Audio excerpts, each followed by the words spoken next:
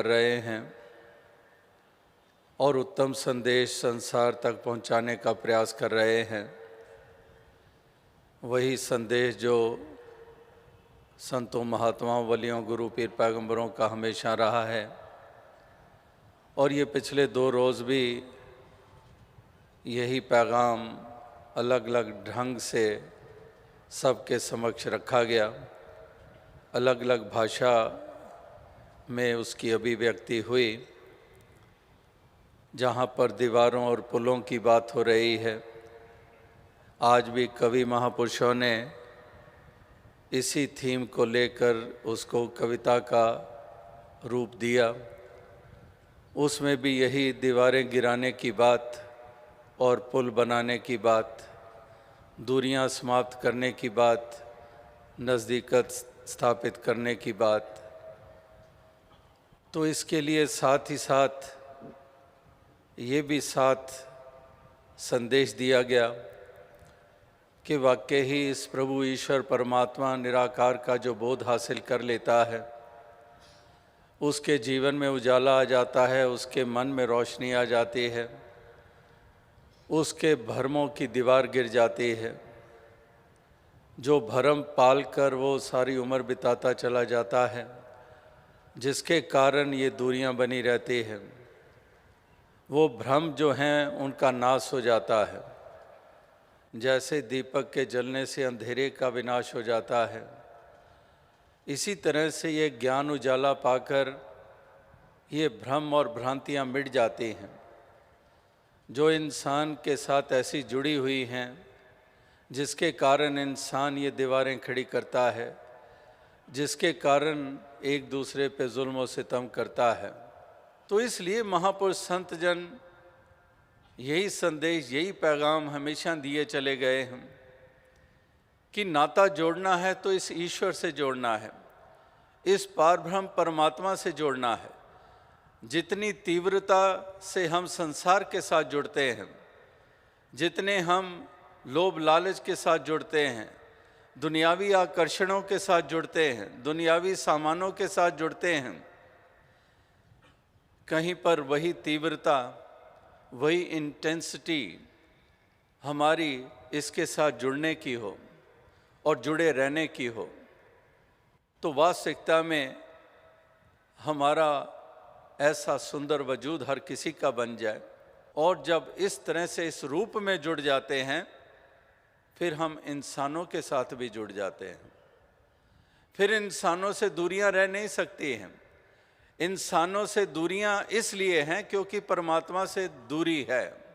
तो इसलिए महापुरुष संत जनों का कथन कि इंसान तू इस प्रकार से इस प्रभु परमात्मा ईश्वर के साथ ये अपना नाता जोड़ ले, अपनी आत्मा का कल्याण कर ले और इस मन को भी भ्रमों से निजात प्रदान कर ले, इस मन से भी विपरीत भावनाओं से अपना दामन छुड़ा ले और इस मन में खड़ी हुई विपरीत भावनाओं को दफन कर दे, इस मन में खड़ी हुई दीवारों को गिरा दे।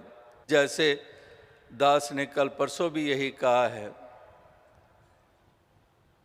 कि love recognizes no barriers, like I said day before yesterday. Another saying, another words used by a poet, that stone walls do not make a prison, nor iron bars a cage. The poet writes that stone walls do not make a prison, nor iron bars a cage. Because this is for those, as I said, that those who have realized this truth, those whose soul and heart is illumined, those who have now come to know the truth, the ultimate truth, the universal truth. For them, stone walls do not matter. They are not imprisoned in their preconceived notions, because preconceived notions, they act as a lock, a closed door. Here, saints and sages, they are talking about opening up to think out of the box, reality, not illusions, not beliefs based on ignorance. तो इस प्रकार से उनके लिए कोई दीवारें नहीं होती हैं, उनके लिए कोई तकरारें नहीं होती हैं, वो उस सलाखों में जकड़े नहीं जाते हैं। जैसे इस कवि ने कहा कि पत्थर की दीवारें कारागार नहीं बना पाती हैं उनके लिए, और एक लोहे की सलाखें इस प्रकार से उनके लिए पिंजरा नहीं बना पाती हैं। जहाँ पर अमीर खुसरो की हम वो पंक्तियाँ पढ़ते हैं जहाँ पर उन्होंने प्यार की बात कही है, पिया की बात कही है, उनके कितनी गज़लें, कहावतें, तो उन कहावतों में ऐसे रिडल्स भी हैं, ऐसी पहेलियाँ भी हैं। और एक पहेली जहन में आती है जो उन्होंने कही कि बीसों का सर काट लिया, ना मारा ना खून किया। तो सुनने वाले हैरान कि सर काटा गया है और उस सर काटे को ये कहा जा रहा है कि ना मारा ना खून किया, कि ना मारा है ना खून हुआ है। सर काटे तो मर भी जाता है और खून भी चारों तरफ बिखर जाता है। लेकिन ये पहेली कहने वाला जानता है कि वो कह क्या रहा है, लेकिन जो सुन रहा है उसके पल्ले कुछ भी नहीं पड़ रहा है। और है कितनी साधारण सी बात जो वो कह रहे हैं कि बीसों का सर काट लिया, तो 20 सर क्या बताए कि 10 हाथ के नाखून और 10 हमारे पाँव के नाखून। हमारे नाखून नेल्स जब बढ़ जाते हैं तो हम नेल कटर से काट देते हैं, तो वो कहते हैं ये उसका सर है, नाखून का सर है। अब नाखून काट दिया तो कौन सा खून हुआ, क्या मरा। अब ये साधारण सी पहेली है और वो साधारण सी पहेली ही हमें उलझा देती है। और यहाँ पर तो कहाँ पर मंजिल की बात हो रही है, परमात्मा की बात हो रही है, ऑल प्रिवेडिंग एंटिटी की बात हो रही है, सैल्वेशन की बात हो रही है। तो इसके लिए भी हम अक्सर उलझ जाते हैं, कोई छोर नहीं नज़र आता है। इसीलिए संत महात्मा साधन बनते हैं, ब्रह्म ज्ञानी साधन बनते हैं। जैसे वो भी एक कोट जहन में आ रही है अंग्रेज़ी में कि antiques are things which a generation buys, which the next generation gets rid of, and the following generation buys at amazing exorbitant prices. कि वही चीज़ जो पहले थी बुज़ुर्गों के पास, नेक्स्ट जनरेशन आई, they got rid of it, and then the following generation they had to buy it back at exorbitant price, कितनी कीमत चुकाकर। जो पहले बुज़ुर्गों ने हासिल किया था, लेकिन आगे जो वक्त आया वो ऐसा वक्त आया कि उन्होंने उसको तज दिया, उन मूल्यों को तज दिया, वो ह्यूमन वैल्यूज़ को तज दिया, वो पीस, वो सुकून को उनके हाथों से निकल गया। लेकिन वही सुकून, वही वैल्यूज़, वही सब कुछ फिर से स्थापित करने के लिए उसके बीच में कितने कीमत चुकानी पड़ी। तो इसलिए महापुरुष कहते हैं कि सभी इस प्रकार से जागरूक रहें, कहीं पर ढील ना आने पाए, कहीं पर भी हाथों से निकल ना जाए, ताकि फिर से कहीं उसको हासिल करने में कितनी बड़ी कीमत चुकानी पड़े। इसलिए वो सस्टेनेबिलिटी बनी रहे, उसके प्रति सजगता बनी रहे, ताकि हमारे जीवन में हमेशा ही वो महत्व बना रहे, वातावरण सुंदर बने रहें और चारों तरफ अमन हो, शांति हो, चैन हो। इस प्रकार से सभी के भावनाएं उत्तम बनी रहें, जहाँ पर मिलवर्तन हो, भाईचारा हो, सहनशीलता हो, जिसको टॉलरेंस कहा जा रहा है। Today is 16th of November, which is dedicated by UNO as a day of tolerance. Every 16th of November, this day is dedicated as a day of tolerance. And we are talking of tolerance, and we are seeing intolerance all around. As we heard the words of wisdom in these 3 days too, that there is so much intolerance, and that's why we are seeing so much devastation. That's why we are seeing so much bloodshed. That's why we are seeing the breaking of families, because the family members, if they are not tolerant to each other, the very fabric of a family, that also gets shattered, and so does the happiness. That also flies away like a bird flies away with its wings, and we are deprived of it. So tolerance, saints and sages have always taught us to be tolerant. We have to coexist peacefully. We have to appreciate the differences. Saints talked about unity, not uniformity. Saints taught us the importance of unity. But what had happened and what has happened and what is happening, that certain segments of society, whether they are from the religious groups or established religions, or those who are still divided in clans and castes and creeds. So they are intolerant, but saints are tolerant.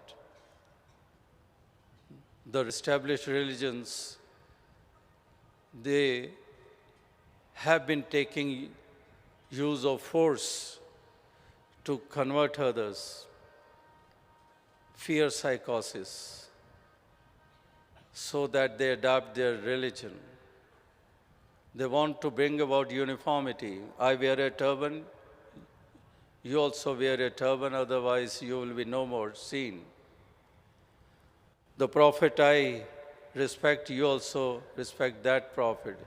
The scripture I read, you also read that scripture, then you are safe. So what we are seeing, such an intolerance, and on the other side, the awakened ones, those who are aware of the truth, the realized souls, those who understood the teachings of the saints and prophets. So they believe in unity in diversity, not in uniformity. So saints, this point has been hammered once again and again, that we have to be tolerant. Another example which I have been quoting many times, that a husband was reading some book and wife came and asked him to have supper. And the husband says, just few minutes more. Wife returned, and after 15-20 minutes, again she arrived. Have dinner, have supper. And again, husband says, wait few minutes. Again, she leaves. And third time, when she comes and again says, come, have supper.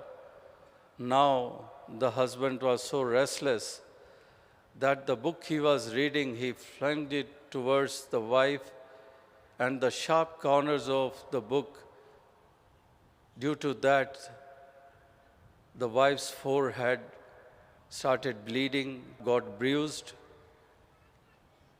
Now the wife picks the book which the husband had thrown towards her, and when she lifts the book, the title of the book was Tolerance. So that sort of, you can say, hypocrisy or whatever name you can give. By words we are mentioning humility. By words we are mentioning tolerance, of unity, of oneness, of harmony, of God is one. But when it comes to living it, when it comes to believing, we don't consider God as one. Once again, we claim that Allah is different and Ram is different. So, it is pray to God Almighty that may God bless everybody with wisdom so that everybody lives such a life. जिस तरह से अभी दास ने मिसाल दी कि केवल वो बातें ना रह जाएं जो हम देखते चले जा रहे हैं कि राम की जय तो बुलाई जाती है, लेकिन अनुकरण रावण का किया जाता है। राम की जय बुलाई जाती है, लेकिन चाल जो चलते हैं वो राम वाली नहीं होती है। वो चाल हम रावण वाली चलते हैं। हम अभिमानी बनते हैं, अहंकारी बनते हैं, लेकिन फिर भी अपने आप को मानते हैं कि हम राम वाली श्रेणी में हैं। कुछ पंक्तियाँ ध्यान में आई जो किसी ने कहीं कि मैंने महसूस किया है उस जलते हुए रावण का दुख। मैंने महसूस किया है उस जलते हुए रावण का दुख जो सामने खड़ी भीड़ से बार बार पूछ रहा है कि तुम में से राम कौन है। यानी कि रावण को जलाने वाले उनके अपने खुद उनकी क्या अवस्था है, उनके मन की क्या अवस्था है, उनके व्यवहार कैसे हैं, उनकी चाल कैसे है। और रावण भी मानो ये कह रहा हो कि चलो राम तो मेरी तरफ तीर फेंके तो वो तो बात और है, लेकिन तुम कहाँ पर खड़े हुए हो जो मुझे जला रहे हो। इसका मतलब बात फिर वही आती है कि हमारा मन ही रावण बन जाता है। अपने इस मन में बैठे हुए इस रावण को ही हमने जलाना है, इसी को मिटाना है। तभी वास्तविकता में हम राम की श्रेणी में आएंगे, राम का अनुकरण करने वाले बनेंगे, राम का अनुसरण करने वाले बनेंगे, राम के सच्चे उपासक बनेंगे।